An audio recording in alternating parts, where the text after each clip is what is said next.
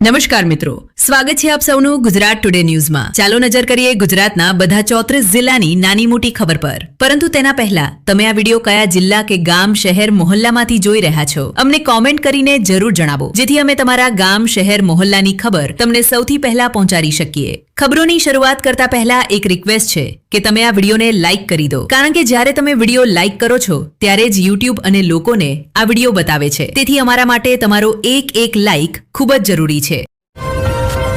સુરત શહેરના સરોલી વિસ્તારમાં એક અત્યંત ગંભીર અને શરમજનક ઘટના સામે આવી છે। એક નાબાલિગ બાળકી સાથે બળાત્કારનો કેસ નોંધાયો છે, જેના કારણે સમગ્ર વિસ્તારમાં રોષ ફેલાઈ ગયો છે। ઘટનાની માહિતી મળતાની સાથે જ સુરત પોલીસે તાત્કાલિક કાર્યવાહી કરતા આરોપીને ધરપકડ કર્યો છે। આરોપી મુજબ બીર હમસુદ્દીન સામે કાનૂની કાર્યવાહી શરૂ કરી દેવામાં આવી છે। પોલીસ મામલાની ઊંડાણપૂર્વક તપાસ કરી રહી છે અને પીડિતાને જરૂરી સહાય અને સુરક્ષા આપવામાં આવી રહી છે।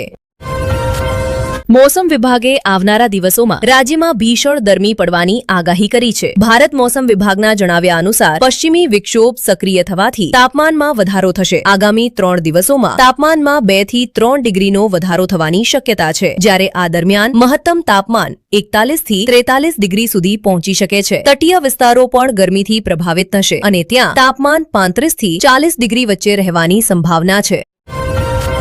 અમદાવાદમાં મહત્તમ તાપમાન 42 ડિગ્રી સુધી પહોંચવાનો અંદાજ છે, જ્યારે 27 એપ્રિલે તાપમાન 43 ડિગ્રી સુધી જઈ શકે છે। અમદાવાદમાં જાહેરાત કરવા દરમિયાન ઇન્ફ્લુએન્સર્સને ભારે મુશ્કેલીઓનો સામનો કરવો પડ્યો। પ્રખ્યાત influencer Parth Parmar, finger tips કંપનીના સીઈઓ સુનિલ પુરોહિત અને અન્ય લોકોએ ટ્રાફિક નિયમોનો ભંગ કર્યો। સીજી રોડ પર આવેલી બાગ બકરી ચાની દુકાન સામે જાહેરાત કરવા માટે તેમણે થાર કાર અને એક દ્વિચક્રી વાહનનો ખોટો ઉપયોગ કર્યો અને લોકોમાં ભય ફેલાવવા માટે એક રીલ બનાવી। વડોદરામાં સ્થાનિક નિકાય ચૂંટણી માટે વ્યવસ્થા સંપૂર્ણ રીતે તૈયાર છે। અનિલ ધમેલિયાએ ચૂંટણીની તૈયારીઓ અંગે માહિતી આપતા જણાવ્યું કે નગર નિગમ અને પંચાયતની વિવિધ બેઠકો માટે મતદાન થશે। વડોદરા નગર નિગમની 74 બેઠકો ઉપરાંત નગરપાલિકાની 91 બેઠકો, જિલ્લા પંચાયતની 30 બેઠકો અને તાલુકા પંચાયતની 151 બેઠકો પર મતદાન થશે। ભરૂચના ઝઘડિયા જીઆઈડીસીમાં આવેલી એક કંપનીમાં વિસ્ફોટ બાદ ભીષણ આગ લાગી હતી। આ દુર્ઘટનામાં 10 મજૂરો ઘાયલ થયા છે, જેમાંથી 2ની હાલત ગંભીર હોવાનું જણાવવામાં આવી રહ્યું છે। મેટ્રોપોલિટન એક્ઝિમ કંપનીમાં લાગેલી આગથી સમગ્ર વિસ્તારમાં અફરાતફરી મચી ગઈ। ઘટનાની જાણ થતાં જ ફાયર બ્રિગેડના કર્મચારીઓ સ્થળ પર પહોંચ્યા અને આગ પર કાબૂ મેળવવાના પ્રયાસો શરૂ કર્યા। સાથે સાથે જીઆઈપીસીબી અને ઔદ્યોગિક સુરક્ષા અને આરોગ્ય વિભાગની ટીમો પણ સ્થળ પર પહોંચી ગઈ અને તપાસ શરૂ કરી છે। અમિત ચાવડાએ ગુજરાતના ઉપમુખ્યમંત્રી હર્ષ સંઘવીના નિવેદન પર પ્રતિક્રિયા આપી છે। હર્ષ સંઘવીને તેમની પાર્ટીએ પ્રોત્સાહન આપ્યું છે, પરંતુ તેમના નિવેદનો એ જ જૂના છે। તેમના નિવેદનો સતત બેદરકાર અને બિન પ્રતિબદ્ધ રહ્યા છે। ગુજરાતની જનતાને આવી નિવેદનબાજી અને ધમકીઓથી ડરવાની જરૂર નથી। મુખ્યમંત્રી સાથે રીલ બનાવવાની હોડ લાગી છે। બતાવો કે ગુજરાતને હકીકતમાં રીલ કેવી રીતે બનાવવામાં આવે છે, નહીં તો તમારી રીલ 2027માં બનશે, એમ અમિત ચાવડાએ કહ્યું। હોર્મુઝ જલડમરુમાં ઈરાનના આક્રમક વલણનો એક વખત ફરીથી પરિચય મળ્યો છે, જ્યાં 3 વાણિજ્યિક જહાજો પર અંધાધૂંધ ગોળીબાર કરવામાં આવ્યો। દુબઈથી ગુજરાત આવી રહેલા અને મુન્દ્રા બંદર પહોંચવાના માર્ગ પર આવેલા એપામિનોન્ડાસ નામના જહાજને પણ નિશાન બનાવવામાં આવ્યું। જોકે ગોળીબાર છતાં ભારતીય જહાજના તમામ ક્રૂ સભ્યો સુરક્ષિત હોવાનું જણાવવામાં આવ્યું છે। આ દરમિયાન ભારતીય સુરક્ષા દળ દ્વારા જહાજ જપ્ત કરાયાની ખબર બાદ વિસ્તારમાં તણાવ વધુ વધી ગયો છે।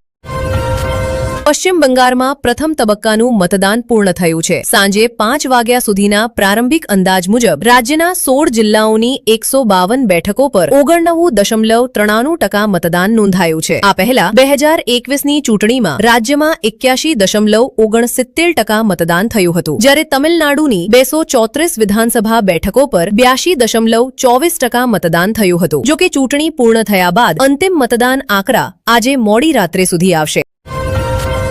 ગુજરાતની ઉમરેઠ વિધાનસભા બેઠકના ઉપચૂંટણી માટે મતદાન શાંતિપૂર્ણ માહોલમાં પૂર્ણ થયું છે। સાંજે 5 વાગ્યા સુધી અંદાજિત 54.43% મતદાન નોંધાયું છે। નાગરિકોએ કુલ 306 મતદાન કેન્દ્રો પર મતદાન કર્યું, જેમાંથી 68 શહેરી વિસ્તારોમાં અને 238 ગ્રામ્ય વિસ્તારોમાં હતા। સરકારે ચૂંટણી બાદ પેટ્રોલ અને ડીઝલના ભાવમાં વધારો થવાની અટકળો અંગે સ્પષ્ટતા કરી છે. પેટ્રોલિયમ મંત્રાલયે ભાવ વધારાની ખબરનું ખંડન કરતા કહ્યું છે કે સરકાર હાલ કોઈ પણ પ્રકારના ભાવ વધારા પર વિચાર કરી રહી નથી. મંત્રાલયના જણાવ્યા અનુસાર આવી ખબર જનતાને ગેરમાર્ગે દોરવા અને નાગરિકોમાં ભય અને દહેશત ફેલાવવાનો પ્રયાસ છે. સાથે જ આ પણ સ્પષ્ટ કરાયું છે કે છેલ્લા 4 વર્ષથી ભારતમાં પેટ્રોલ અને ડીઝલના ભાવ સ્થિર રહ્યા છે.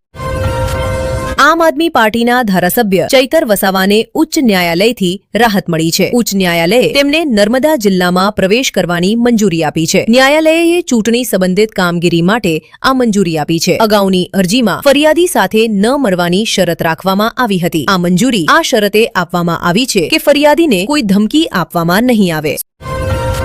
સુરતના પાલસાણા વિસ્તારમાં ગેસ લીક પછી લાગેલી ભીષણ આગમાં ગંભીર રીતે દાઝેલા 6 લોકોમાંથી 3ના સારવાર દરમિયાન દુઃખદ મોત થયા છે. મૃતકોમાં ઘરનો માલિક, એક પાડોશી મહિલા અને એક નિર્દોષ બાળકનો સમાવેશ થાય છે. ખુમાનસી વાડી વિસ્તારમાં આ દુર્ઘટના ત્યારે બની જ્યારે ભોજન બનાવ્યા બાદ ગેસ બંધ કરવાનું ભૂલી ગયા હતા. બાદમાં સાંજે જ્યારે લાઇટનો સ્વિચ ચાલુ કરવામાં આવ્યો ત્યારે ગેસ લીક થવાથી ભીષણ આગ લાગી. આ ઘટનામાં 3 લોકોના મોતથી સમગ્ર વિસ્તારમાં શોકનો માહોલ છવાઈ ગયો છે.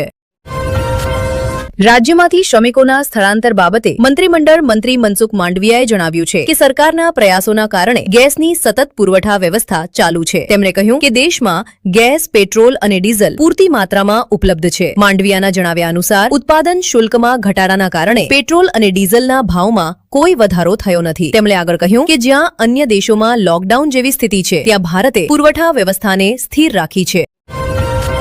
અમદાવાદમાં એએમસી ચૂંટણી માટે પોલીસ દળ સંપૂર્ણ રીતે એલર્ટ પર છે. પોલીસ કમિશનરે અસરવા વિસ્તારના મતદાન કેન્દ્રોની મુલાકાત લીધી અને સુરક્ષા વ્યવસ્થાનો જાયજો લીધો. શહેરભરમાં 1316 ઇમારતોમાં કુલ 4172 મતદાન કેન્દ્રો બનાવવામાં આવ્યા છે, જ્યાં શાંતિપૂર્ણ વાતાવરણમાં મતદાન સંપન્ન કરાવવા માટે 8000થી વધુ પોલીસ કર્મીઓ તૈનાત કરવામાં આવ્યા છે.